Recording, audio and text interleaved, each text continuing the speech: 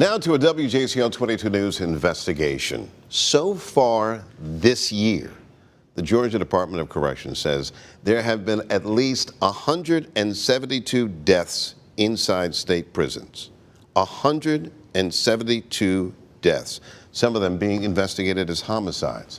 The General Assembly has formed several committees to address the violence. They're looking into it. And so are some college students. They're taking notice as well.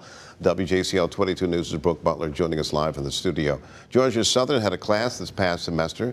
It allowed the students to go inside one of Georgia's correctional facilities. Yeah, Greg, the class was part of the nationwide Inside Out program.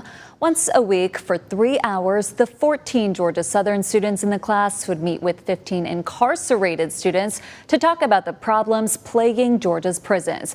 They ended up developing this 12-page report full of recommendations to improve the system.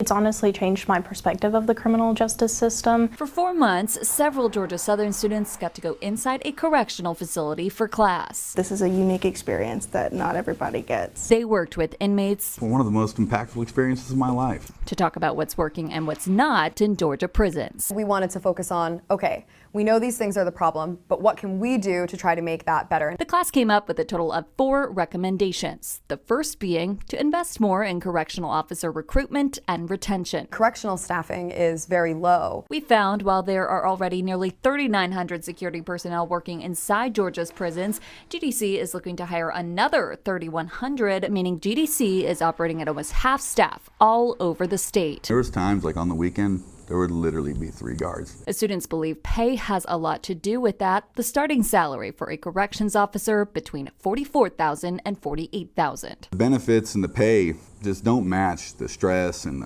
the level of danger that these people have to live with on a day-to-day. The second recommendation involves increasing the amount spent on food. The quality of food at the majority of all of the state-run facilities is extremely poor. The Human and Civil Rights Coalition of Georgia provided us with these pictures they say inmates took of their meals. If you invest in food now, that will be an upfront cost, but later on, you may be preventing chronic health conditions or other issues, violence as a result of people being hungry and things like that. Their third suggestion is to provide more resources and programming to lower recidivism. There's really not a lot of programs that come with the right intentions. The final recommendation is to make mental health services more readily available to not just those incarcerated, but staff as well. We think really hitting both of those sides so that everyone within the prison environment, both those kind of controlling it and those who are subject to it, are better supported in a lot of ways that could potentially decrease violence. It's their hope these suggestions will be taken into consideration and that their findings can lead to real change. Overall, we hope that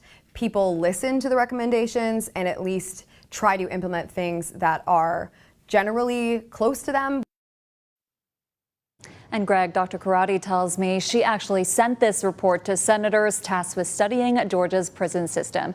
She said she did hear back from some of them, one saying he would likely be in touch. Greg, back to you. That's some good news that the lawmakers are paying attention. Brooke, thanks a lot. Coming up tonight at 11, you'll hear new information from Alex about his personal experience inside Georgia prisons.